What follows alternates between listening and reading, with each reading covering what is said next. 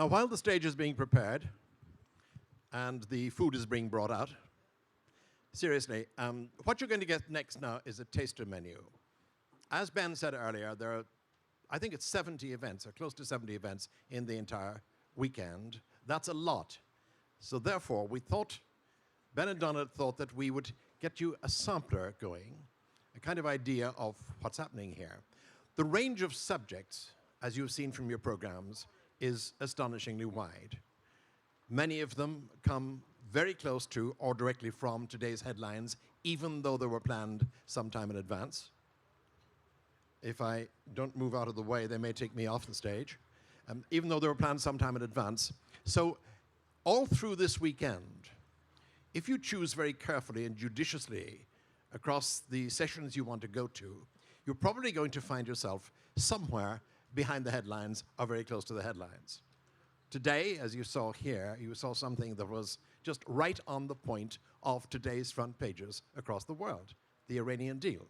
Now here you have a series of conversations, not conversations, but short speeches from people who are also in the news, some of them, and differently around the point of the news. Let me start by introducing the first speaker, who is Stuart Brand. Now, Stuart Brand is a legend, and to some of us, a hero. He created the original Whole Earth catalog. Do I need to say more? He's controversial and visionary. He argues that environmentalists should embrace such hot potatoes as nuclear power and genetically modified organisms, and technologies with more promise than risk. He's also leader of one of the world's most exciting new scientific efforts, about which he'll now tell us. Stuart Brand. Frank wants us to walk up while he's doing the introduction, and it also gives us a chance to find out if this mic is working. I'm the radical environmentalist on the program, and got spread around a bit. I was trained as a scientist, and then later a biologist and ecologist, and then later got involved in the early stages of the so-called modern environmental movement. And I got forced into pragmatism by the seriousness of the issue. So we just heard about climate. We got applause from the audience. That's real. It makes me avidly pro-nuclear. And so I'll be talking about that tomorrow with Scott Tinker in the morning, and he'll say more about that session.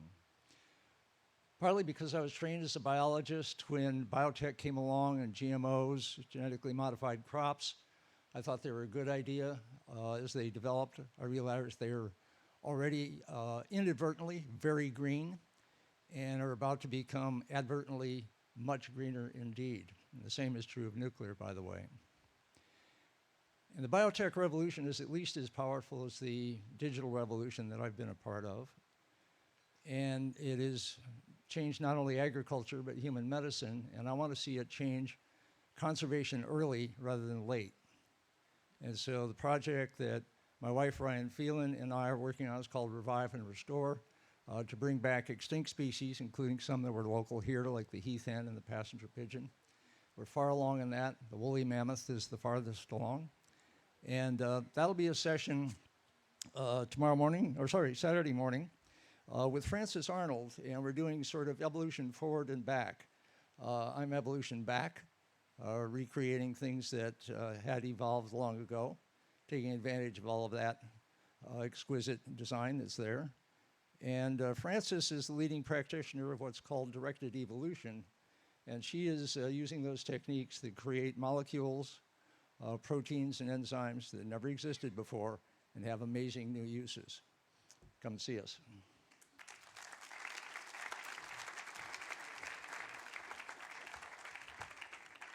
Some of you may have seen in this morning's New York Times a guest op-ed about income inequality.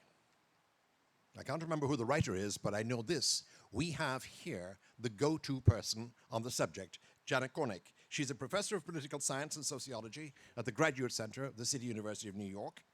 And she is the authority that provides the data for the very foundation of income inequality research. Janet Kornick. Thank you. Thank you, Frank. I'm a little shorter than the person before me. Thank you, Ben and Donna. And thank you for ordering this absolutely exquisite day. That was excellent planning. I'm in two sessions, but since time is tight, I'm only going to discuss one. I'll leave you guessing about the other. Tomorrow at 12:10, I'm going to moderate a conversation on inequality, titled Income Inequality, Consequences and Solutions. And I have three esteemed panelists who will be on the stage in alphabetical order. Paul Krugman, economist, New York Times columnist and blogger, and now a resident scholar in the List Center, Research Center at the Graduate Center of CUNY that I direct, and an incoming faculty member at our university, about which we're excited. Stephen Pearlstein, who's here somewhere, I think, a business and economics journalist and writer, winner of the Pulitzer Prize for his commentary on the financial crisis. And last but not least, Darren Walker, president of the Ford Foundation, who has a long and fascinating history, work history in law, finance, and philanthropy. It is now at the helm of the foundation as they're moving into a lot of intensive work in inequality. So it's an exciting trio, and I really look forward to the opportunity to hear them, the three of them coming from such different backgrounds. As all of you know, we've seen something absolutely astonishing in the last 4 years, and that's been an explosion of interest in income inequality in the United States and in many other countries as well. It really began quite suddenly in 2011, many say in September of 2011, with the first encampment of Occupy Wall Street in Zuccotti Park. It was, of course, intensified by the global financial crisis and the Great Recession. Two social scientists did a study of the frequency with which we see the word inequality in the mainstream and business press, and it went up fivefold in the 12 weeks after Zuccotti Park, and it hasn't come down yet. So it's really astonishing. Those of us who work in the field, I've been working with an institute, we've been working on income inequality scholarship for over 30 years. We've been absolutely astonished by this explosion of interest. For a year or two, we all were saying among ourselves, this won't last. This is a bubble that will burst, but it hasn't. To the contrary, we're seeing the birth of new research centers, new data sets have been created, and an enormous new literature has developed. It is here, this is a field of study, it's everywhere, and it's here and sustainable. And in the meantime, of course, public discourse and public discussion is at a fever pitch on television, among the pundits, in the campaigns of both parties, which is just extraordinary, and of course at America's dinner table. So as someone, indeed, I live in the world of data, and I love facts. I love my numbers. I've been listening to all of this for a long time. A lot of this discussion is very intelligent and very substantially fact-based. Some of it is less intelligent and less substantially fact-based, and a lot of it has been absolutely silly.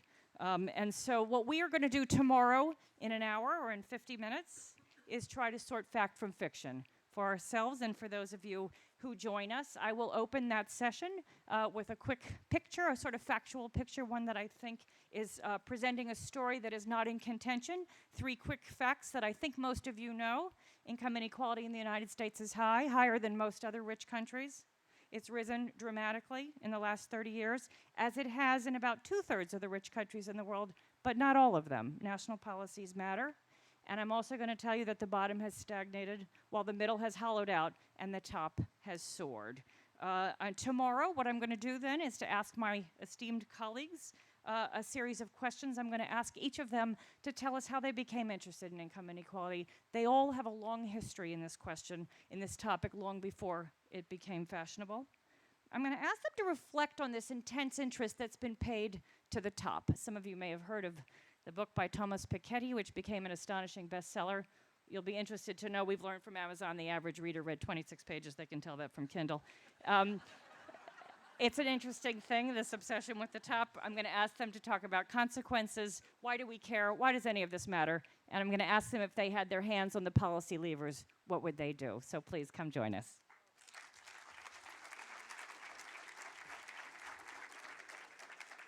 We asked Professor Gornick to speak for 4 minutes. She spoke for 3 minutes and 58 seconds. So therefore, you can trust her data. Our next speaker is Ambassador William Luers, Bill Luers, deeply respected and knowledgeable. He's our former ambassador to Czechoslovakia and Venezuela. As director of the Iran project, he's worked with a dozen and more former US senior government officials for nearly 14 years to promote a diplomatic solution, Ambassador Burns was talking about, to the seemingly, until recently, eternal nuclear standoff with Iran. So how timely is Ambassador Luers' appearances here. I also might add, he's a much beloved resident, he and his wife Wendy, of Litchfield County. Even though he lives in Washington, he's welcome in Kent. Thank you. You know, Donna and Ben, you should be very proud of this beginning. You have presented us at the beginning with the stars in this area. There's no question I've known Bill Burns for 20 years, and he is the best.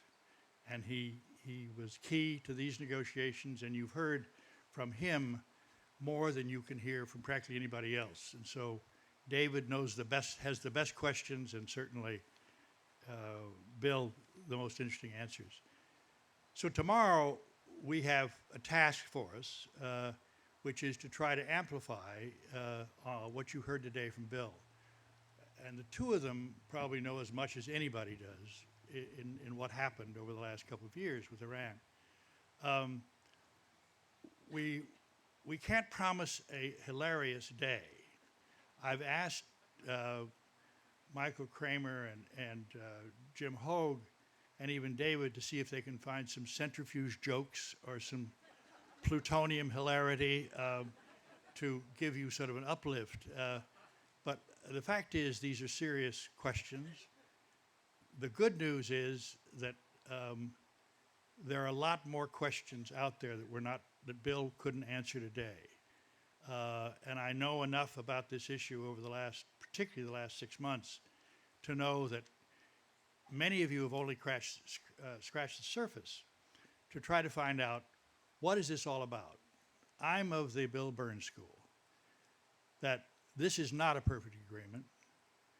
I find it troubling to argue for it enthusiastically, but I do believe, as imperfect as it is, there are probably no other alternatives that I can find that are better. I've spent probably the last year and a half meeting with senators and meeting with members of Congress. We write a lot.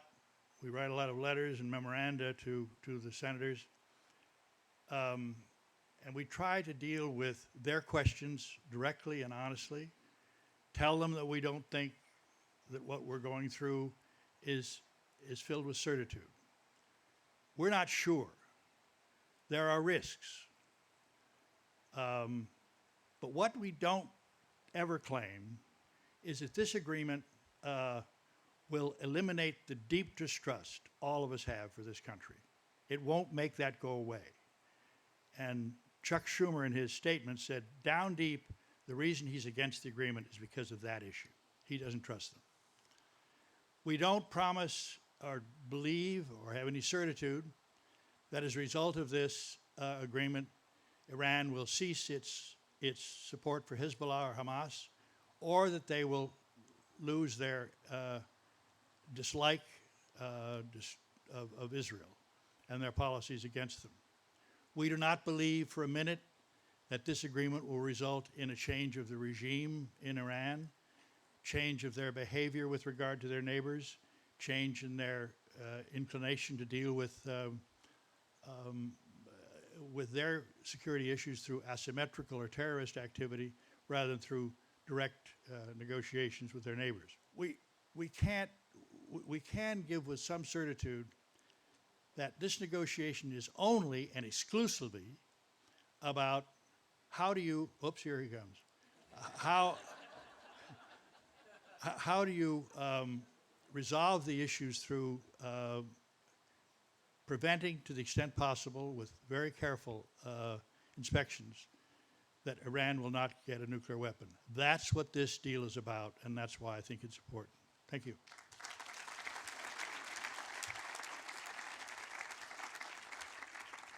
Our next speaker is Adam Lowe.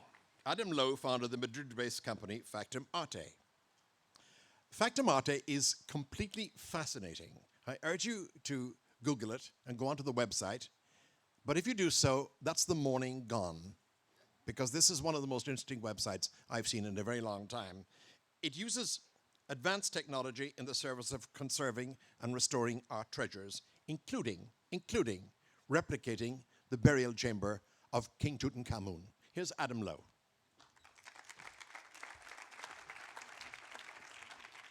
Thank you very much, Frank, and thank you very much, Ben and Donna, for asking me to come all the way from Madrid to be here and talk to everyone about things I love doing. It's the greatest privilege in the world. So in Madrid, I have this workshop full of mainly very young people who gravitate from all over the world. So they come from Argentina, from Brazil, from Japan, from Italy and Spain and England. And we've got people from, I think, about 14 nationalities now.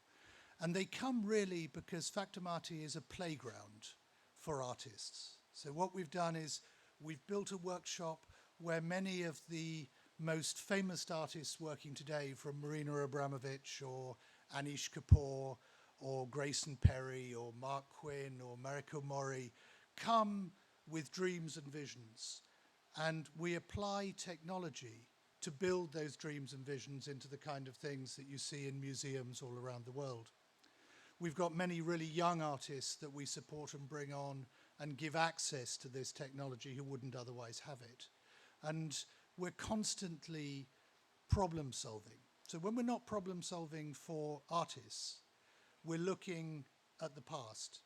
We're looking at how you can protect and provide access to the past in ways that are meaningful, not standing in incredibly packed museums, fighting to see pictures which you can't see in that environment or can't engage with in that environment. We're looking at tombs, as Frank mentioned, in the Valley of the Kings. And as I stand here, I have to thank Ben and Donna especially, because I'm sure they've been rigging all the media. And the world's media has been full of a story written by an Egyptologist called Nicholas Reeves, who's been looking at the data we recorded in the tomb of Tutankhamun in 2009, so high-resolution 3D scan data and color data. And from that data, he's been able to observe very subtle signs that there's actually a doorway in the north wall of Tutankhamun's tomb, which, in his very scholarly reasoning, will lead into the unrobbed tomb of Queen Nefertiti.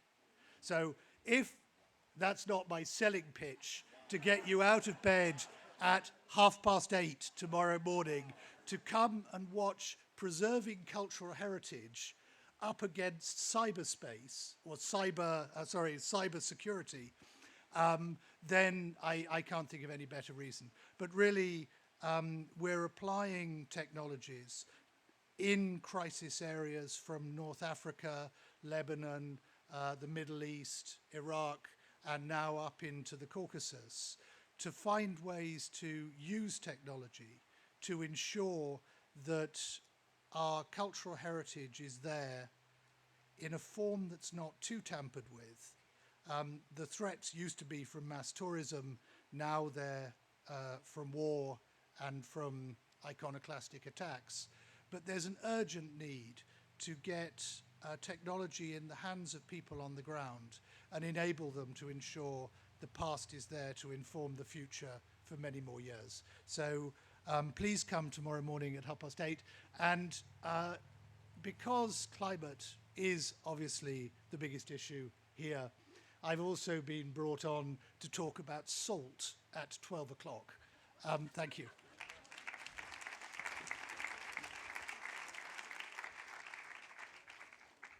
If I had my way, I'd bring you back here and do another 4 minutes. Our next speaker has been, I've heard him described as perhaps, arguably, the most important science historian in the United States. I've also heard him described as a Renaissance man of the intellect. He's Dan Kevles. It's said there was a rumor that he had retired, but if that's the case, why does he keep appearing in print, here, there, and everywhere? Don't believe the retired word. Would you welcome, please, to the stage, Dan Kevles.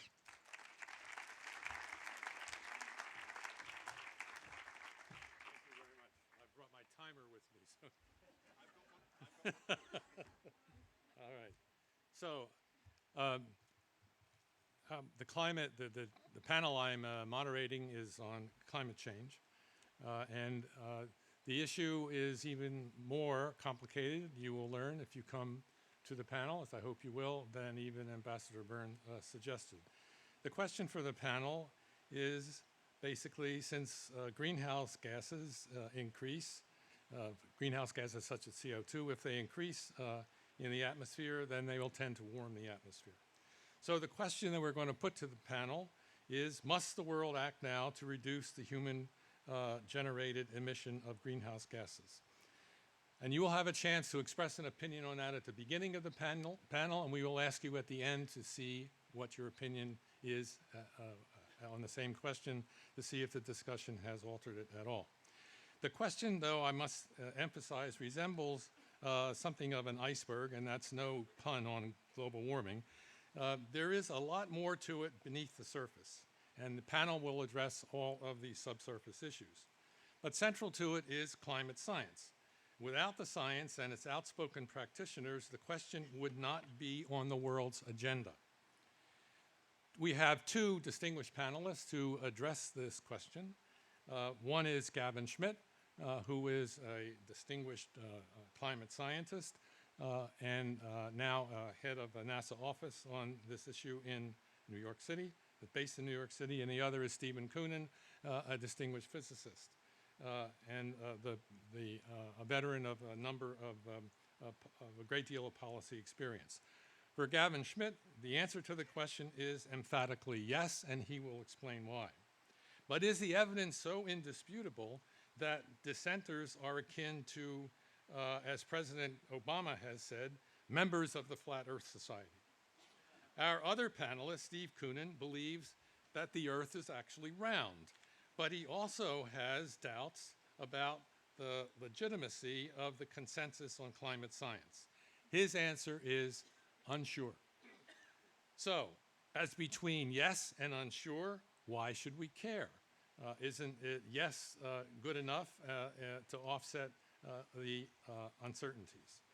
And I would I will say to you that this raises the other questions that the panel will address that lie underneath the surface. If there are uncertainties, then how do we make decisions in a democratic society when the information we're being given is some kind of mixture of advocacy and information itself?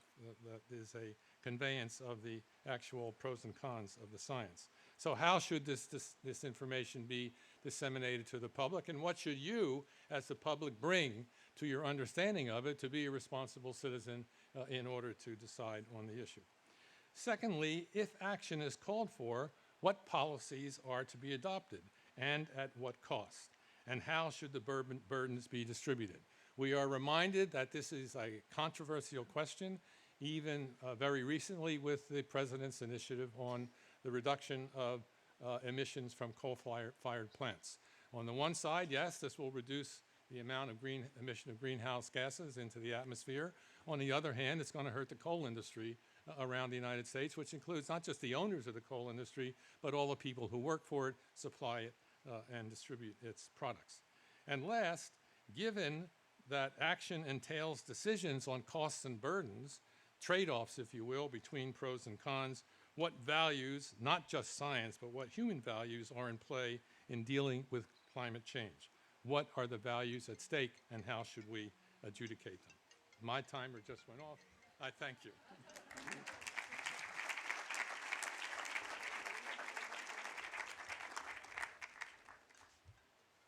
I'm going to advise you to take your timer to clock shop soon. There's a significant disparity between your timer and mine, but that's all right. The next speaker is Jay Kriegel, and this is a personal pleasure for me. Jay is an admirable neighbor, dear friend, a tireless advocate for the town of Kent, and what a career he has had. At the age of 24, he was Mayor John Lindsay's chief of staff. He's been involved most of his life in urban issues, such as creating the Civilian Complaint Review Board. He ran New York City's bid to host the 2012 Olympic Games, and in his spare time, so to speak, he co-founded American Lawyer magazine. Welcome, Jay Kriegel.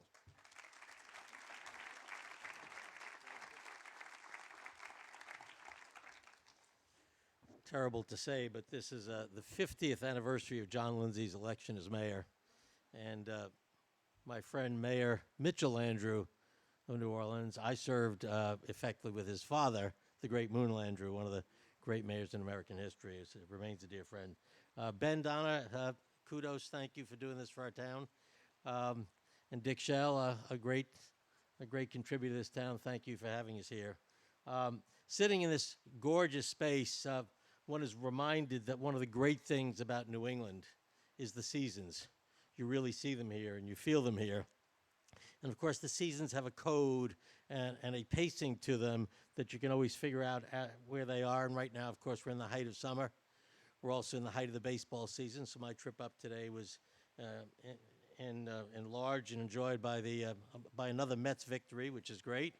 And we're supposed to be in the beginning of the political season, starting last week with the Republican debate. But that one feels different suddenly. And of course, the reason it feels different is because it seems like more of a political theater than a political campaign created by the Donald, who in fact is really an entertainer rather than a public figure, having made his reputation nationally on a reality TV show. And so far, though, he seems to be setting the agenda for the Republican Party and intimidating virtually everybody else around him.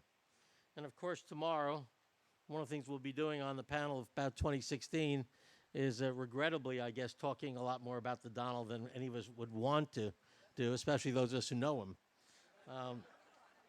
Now, the 16 other Republican candidates seem to be crowding into a tent, trying to attract attention with stunts and tricks and gimmicks, perhaps giving it a circus-like quality.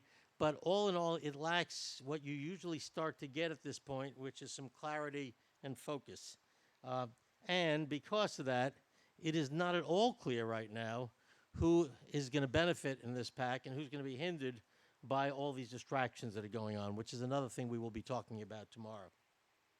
And yet, we're not very long from the early Republican caucuses and primaries, beginning in small states like Iowa and New Hampshire, where voters know that they can give away their votes to fancy and fantasy because it really doesn't matter very much in the end.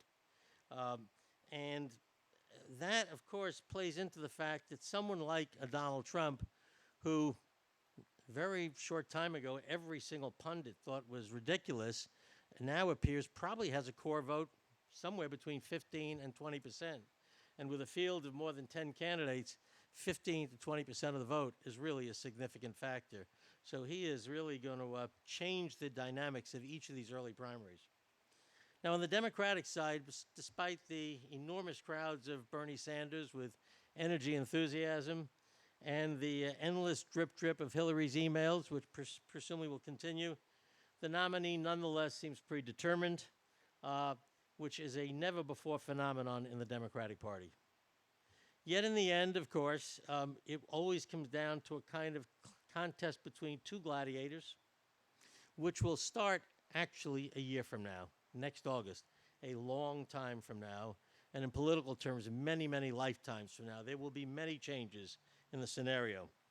But it's then, starting in August, when we get down to that mano-a-mano battle, that voters start to focus and start to make the hard choice, choosing between one or the other. That is, of course, unless the Donald decides to run as an independent like Ross Perot, when all bets will be off. Am I finished already? Well, tomorrow we'll have Charlie Cook as our major presenter. He's America's leading student of electoral trends and electoral prognosticator. Charlie never disappoints, and I guarantee not just satisfaction, but total absorption. Charlie is also one of our great students of Senate races, and next year is a critical time deciding the future of the Senate. The Democrats' last chance in a long time to take back control. And to comment on Charlie's presentation, one of America's most colorful and experienced political operatives, Ed Rollins, will speak. Ed was in the Reagan White House. He has worked for an array of characters from Jack Kemp, Michelle Bachmann, Ross Perot, and Mike Huckabee. And so to add to the stew, I will also comment as from the Democratic perspective. Sorry, Frank.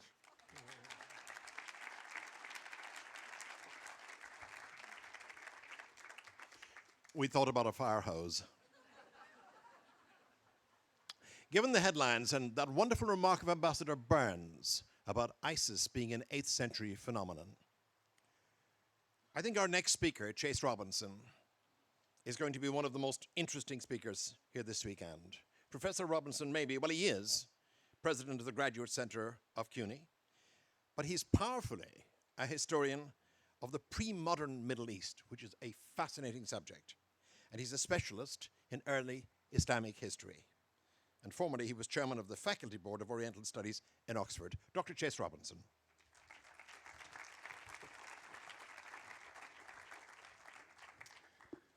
Thank you very much. I can't help but notice that the adverb powerfully attaches to my job as a scholar rather than president of the Graduate Center. Anyone who's a president of a college knows they have no power. It is a great, great pleasure to be here. I owe a special debt of gratitude to Ben and Donna.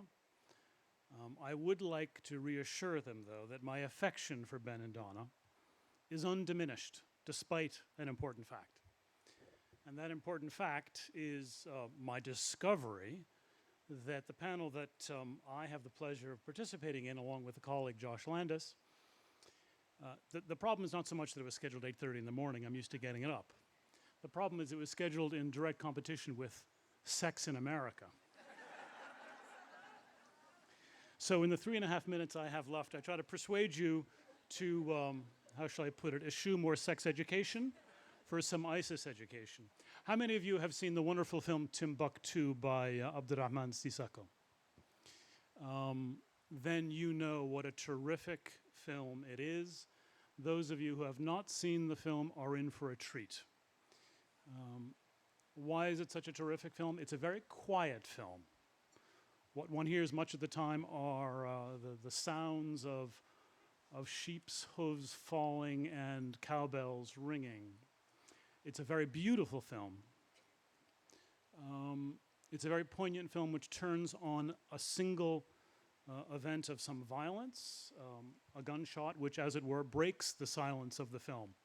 But the film is not so much interested in the events as the backdrop to the events. And the backdrop is a collision. And the collision is between two models of Islam.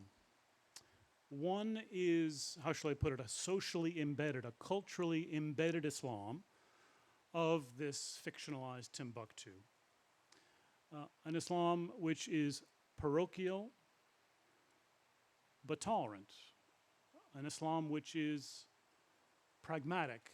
An Islam which is embedded in the social structure of this very modest pastoral economy. But that Islam comes into collision with a very different Islam. An Islam of mobile phones, an Islam of semi-automatic weapons, an Islam which is projected by North Africans speaking in Arabic, French, and English to each other because they're part of an international network. And their model of Islam is very different indeed. It's a rigid Islam. It's a legalistic Islam. It is a violent Islam. So, at 8:30 in the morning on Saturday, if you, as I said, can see yourselves to have the appetite to hear Josh and myself talk about ISIS and Islamism, I think you'll be in for a treat. I'm certainly going to enjoy it. I am joined, and I'm very, very privileged to be joined by Josh Landis. Josh is one of the world's leading experts on Syria. He is the author, the prolific author of a blog called Syria Comment. Josh's expertise lies in the 19th and the 20th and 21st century. And what that means is that Josh can tell you about the realities on the ground the way no one else here, perhaps with one exception, the ambassador whom we had the pleasure of speaking, of what's happening in ISIS-occupied Iraq and Syria. As the moderator introduced, I'm a specialist in the Islam of about 1,400 years ago, 1,300 years ago, and 1,200 years ago. But I actually think that'll be an interesting complement because I am a specialist in the Islam that Abu Bakr al-Baghdadi imagines. The imaginary Islam of the 7th, 8th, and 9th century. It's not an Islam that I actually recognize from the history that I know. So I think between those two perspectives, it should be an interesting 50 minutes in which we will, to answer the question that Donna and Ben put to us, what comes next? We'll answer that question by understanding what has happened and what does it mean. I look forward to seeing all of you.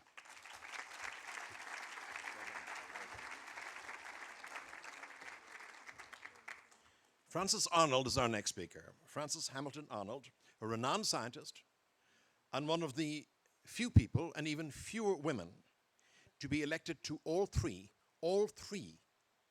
of the National Science Academies. Dr. Arnold has pioneered the directed evolution of proteins, mimicking Darwinian evolution in the laboratory to create new biological molecules. And I hope she's also going to tell us how she was recently inducted into the Inventors Hall of Fame. Dr. Frances Arnold. Thank you. Thank you, Frank.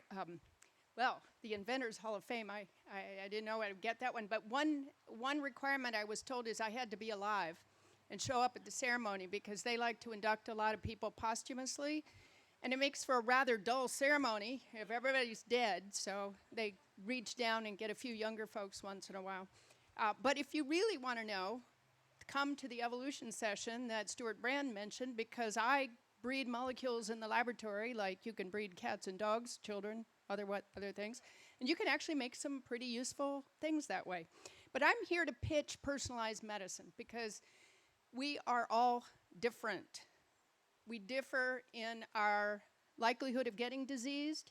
We are different in our response to therapies and access to information on how we differ, and I mean all the way down to the molecular level, is going to change the face of medicine as we move from one size fits all to therapies that are really targeted to you as an individual. And this will also empower us to intervene more in our own health care, right? And in maintaining wellness. So it's a really important trend. And in fact, our session will explore some of the trends and the technologies. We have 2 techno geeks at this session. The trends and technologies that will make this new view of medicine possible. To introduce it, we will start with sequencing the human genome. And I'd like to quote one of the sequencing pioneers, Eric Lander's brilliant nano lecture from the 2003 Ig Nobel Prize ceremonies, where he covered the amazing and very difficult ongoing task of sequencing the first human genome. Human Genome Project, biology's moonshot, 15 years, 6 countries, 20 centers, $3 billion, 3 billion letters, $1 a letter, such a deal. 23 chromosomes, supposed to contain 100,000 genes. Turns out to only have 30,000 genes, or maybe 25,000, or could be 40,000. Check back with us next year. Said to have the answer to everything, absolutely everything. Diabetes, asthma, cancer, evolution, populations, migrations, life, death, taxes, even the Boston Red Sox. The only problem is there's no index. I love that. Nano lecture is supposed to be 24 seconds or less. You'll have to tell me how the timing is. Well, this is where we were in 2003. Sequencing a human being cost a fortune. And we had no idea how to read this book of life that we were opening for the very first time. A dozen years later, where are we? Well, things have changed dramatically because sequencing your own personal, very own genome costs less than $1,000. $3 billion to $1,000. Incredible, incredible change. And that price is going down as we speak. And not only that, we can measure all sorts of health parameters. Your blood glucose level, your heart rate, your oxygen levels in real time with simple wearable devices. Not only that, we can measure your microbiome. Yes, you are a planet to trillions of microbes that have a big effect on your health. We can measure your proteome. We can measure your metabolome and your epigenome and your transcriptome and your anatome. We can make a panoramic view of you and put it all in a data cloud of terabytes of information all about you. Well, what can we do with this personal information, you might ask, that will help us diagnose and treat disease, maintain wellness? What are the downsides to having this kind of information? Do we know what to do with it? Does information translate to knowledge? Does knowledge translate to actions? What if it gets in the wrong hands? Your employer, your fiance. Come to this session and help us discuss this future of medicine with Scott Fraser and Dan Cavalis.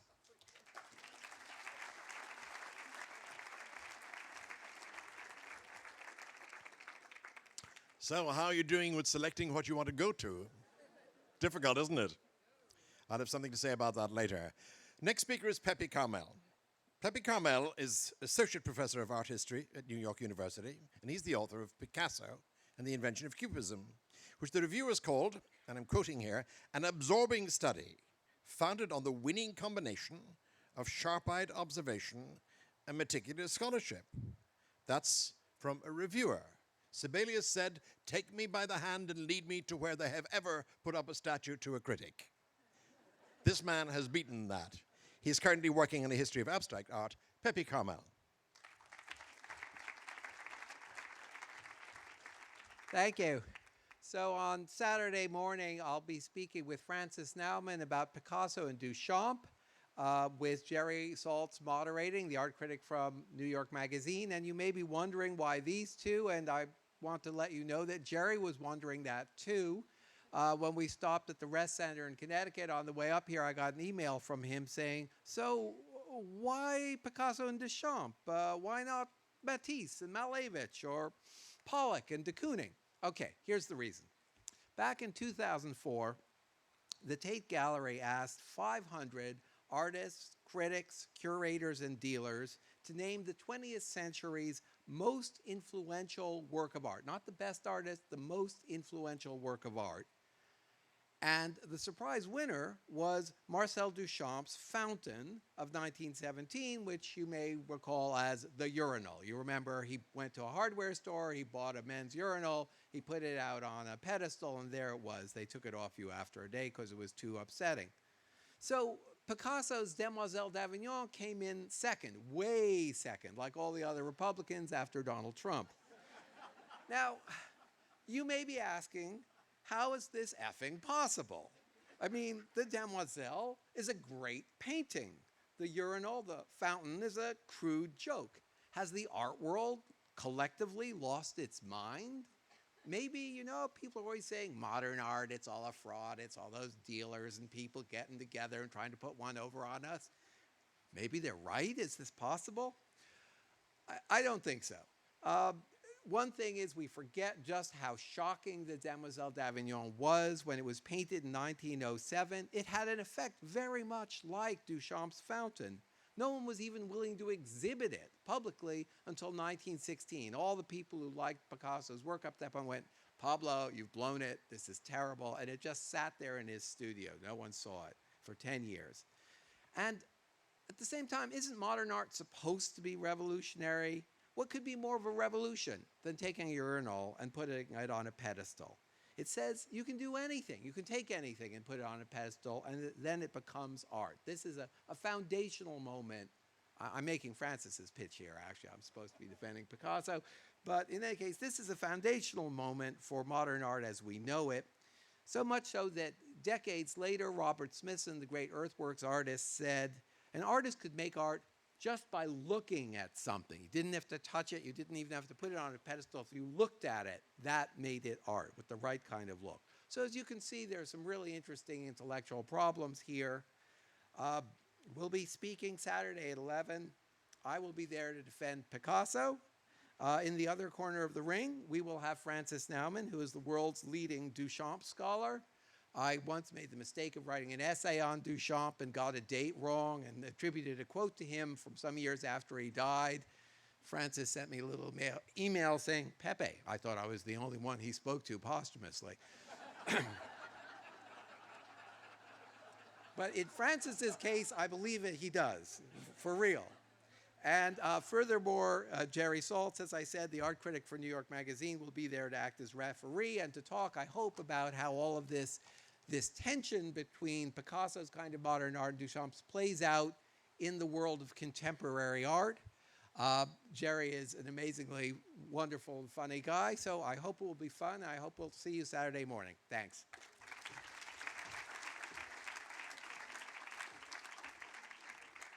You had 10 seconds left. You could have kept going. Is Jim Fruchterman here? Yes, wonderful.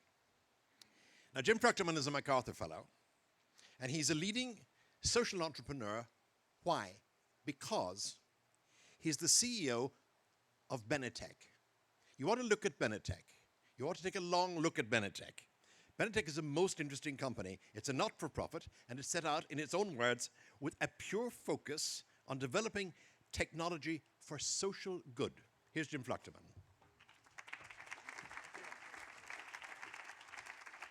I get a lot of chuckles in Silicon Valley by describing Benetech as the deliberately nonprofit high-tech company in Silicon Valley. But anyway, Ben's challenge to us was to see what happens next. What comes next? And so often, it's technology driving change in society, for good or ill. And so I'm your geek guide from Silicon Valley. I want to talk about 3 different sessions that we're going to be discussing what's next in technology. We have world-class experts, read their bios, who want to share their passion for technology to harness its power for good and to talk about how to mitigate its potential for bad. Our first session is entitled Technology Save Us. It's Friday at 12:10 p.m. Carlos Riva, the CEO of Poseidon Water, will be talking to us about building the largest water desalination plant in the country. And as someone who comes from California, which has one season dry, this project outside of San Diego is the talk of the state, because could this actually change some of our water issues in a very severely depressed, from a water standpoint, state? The other speaker you've already heard from in our afternoon session, that's Adam Lowe, who is going to be talking about salt. And I don't think I can expand on that. You'll have to come to our session and find out. Then on Saturday, we're going to feature 2 different sessions on disruptive technology.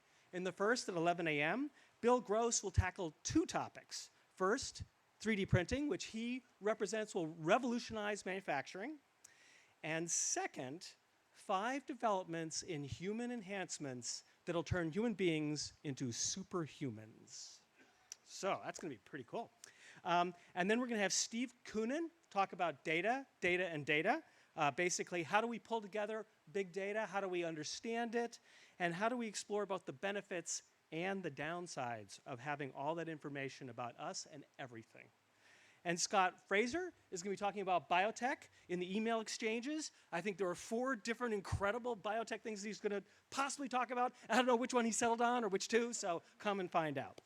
Then, in the afternoon session at 2:30 p.m., which will be moderated by Mike Moritz, we'll feature Howard Morgan talking about why you shouldn't look up. Unless it's later this evening and you're trying to catch the end of the Perseid meteor shower.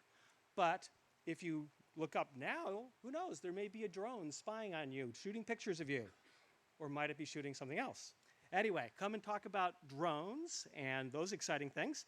And also the cryptocurrency. Let's see. Yes.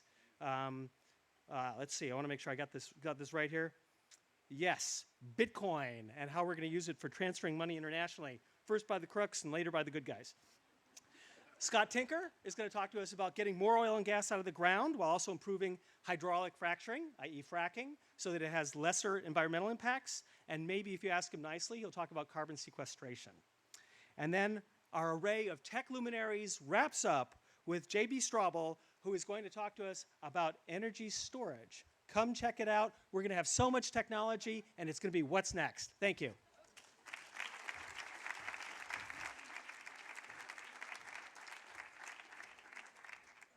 Now, where's Dr. Varmus? Is Dr. Varmus here? Yes. Yes, here we are. This I want to hear. This is your, ladies and gentlemen, this is your first Nobel laureate of the weekend. Dr. Harold Varmus. He won his Nobel in 1989 for studies related to the genetic basis of cancer. He recently retired as director of the National Cancer Institute, a post to which President Obama appointed him. Dr. Varmus is also the former president of one of the world's truly great hospitals with whom I've recently had an association, which is Sloan Kettering. Harold Varmus.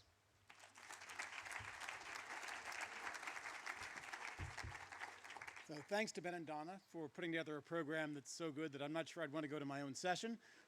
Lots of exciting topics. I'm given one that is literally about life and death, namely, how is our effort to understand cancer now informing our ability to treat patients with cancer?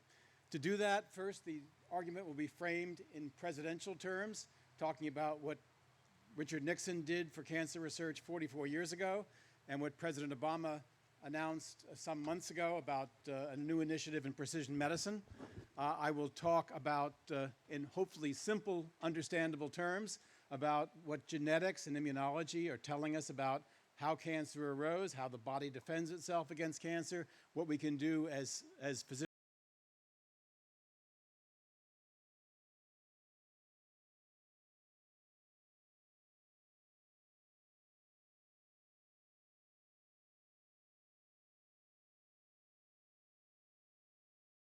Cancer by prevention in the third world, where cancer is rapidly increasing as a source of mortality, and a few things about what is going to be, what the impacts of new forms of cancer treatment and prevention are going to mean for our personal and national economies.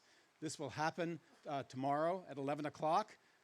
My enthusiasms will be moderated, I hope, by my long-term colleague and former teacher, Paul Marks, who's also a Connecticut resident, and I look forward to seeing you there. Thanks very much.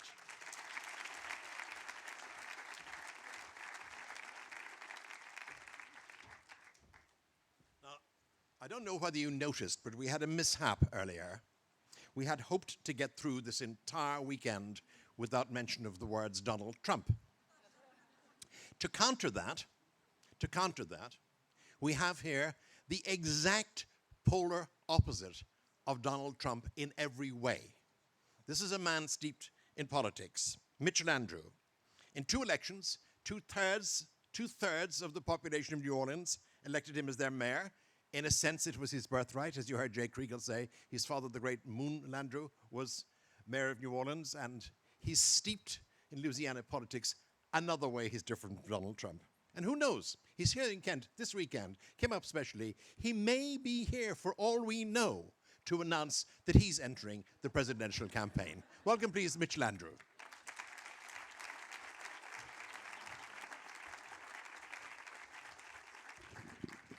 I am not. Although, you know something, that one of 21 people, if we have a new entry into the race, if Vice President Biden will be your president in less than a year and a couple of months. And at some point in time, one of them will start looking presidential when we get a chance to really focus our attention on it. I am really thrilled to be here with all of you, Don, and thank you so much for having me. We are going to talk about on a panel tomorrow something that perhaps is the most difficult conversation for the people of America. Slavery has been called the nation's original sin. Race has been and continues to be this nation's Achilles heel. Its relationship to public safety and criminal justice, the impact that climate change, income inequality has on it is something that we are going to try to discuss tomorrow. I was enthralled by Ambassador Burns' recitation about the challenges that we have abroad. We spend a huge amount of time. It seems as there's no amount of attention, no amount of money that we as America will spend talking about trying to make the homeland of America safe, but when we speak about it, we generally speak about what happens overseas and the impact that it might have on the homeland. But Richard Haass, who is the head of the Council of Foreign Relations, will always remind us that national security is a two-headed coin. It actually involves foreign affairs and domestic affairs, and if handled appropriately and intertwined, both are designed to protect our homeland. So let me give you a fact. 620,000 American citizens have been killed on the streets of America since 1980. That's more American citizens that were killed in all of the wars of the 20th century. And 40% of those victims have been African Americans, many of them African American men who only make up 5% of the population. And when you look at the prison population, it is exponentially higher than it is supposed to be. When you see the upset on the streets of America, whether it is the Tea Party, whether it is the folks that are really screaming about income inequality, whether it is the activities that are taking place on the streets of New York or Ferguson, you can't help but conclude that we have alienation in this country that stems from a lot of different things, and one of them is race. I remember my father telling me, he was a young lawyer, that in 1954, when the Brown versus Board of Education passed and the Supreme Court said with all deliberate speed, the attitude was then, thank God, it's finally over. And then a lot of things happened, and President Obama was elected, and people said, we finally got there. And then, of course, we've had the last 8 years. And I think it's pretty clear to everybody in this country that the issue of race is not one that we have yet resolved in a way. I will say this to you from a lot of years of experience and a lot of years of learning and listening to people who are older and wiser than I am, that on the issue of race, you can't go around it, you can't go under it, you can't go over it, you have to go through it.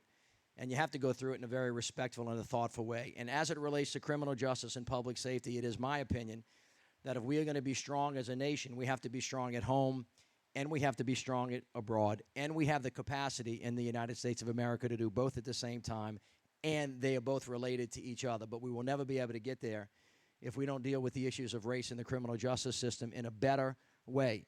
In effect, whether we're dealing with foreign affairs or we're dealing with our homeland security, we can both be tough and smart as it relates to war and as it relates to peace. And we will talk about this issue tomorrow with Congressman Hakeem Jeffries, with Darren Walker from the Ford Foundation, and it will be moderated by the great Soledad O'Brien. I hope you come. I hope you enjoy it, and I hope we all learn something from each other. Thank you.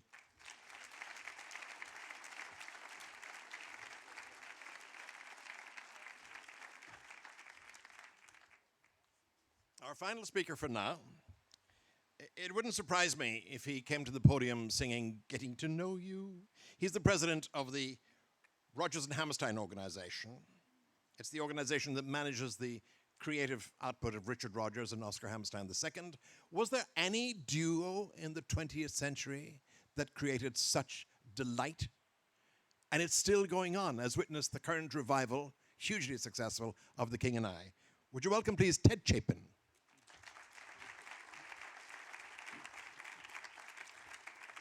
I will resist the urge to feel like the clown that's been invited to the birthday party.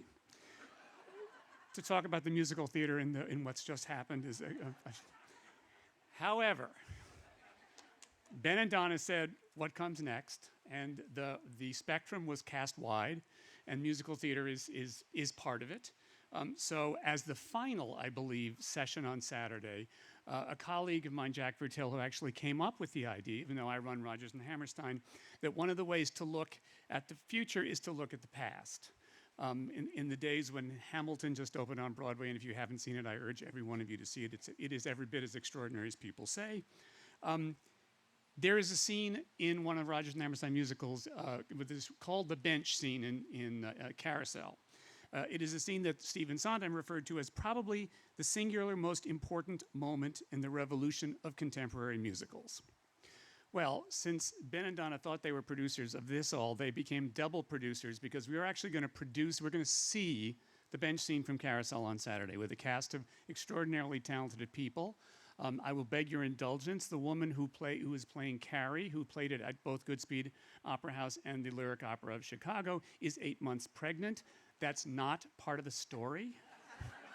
She's an extraordinary performer, and we said, if you're game, we're game. So we will perform it, and then Jack Vertel, who is in the process of writing an extraordinary book about the musical theater, and I will sort of go back, we'll do it again, and we'll take it apart and explain how that show actually, how that scene works, and why people like Sondheim have cited it from time to time as being one of the most influential pieces of musical theater writing. It's the scene that has If I Loved You in it. So hopefully we will be able to explain something from the past that will hopefully get that aspect of the collaborative arts looking towards the future.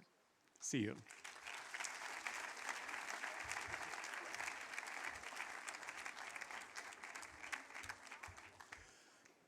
I have 4 important announcements to make, but before I do, don't you think that we should have a special round of applause for Ben and Donna Rosen?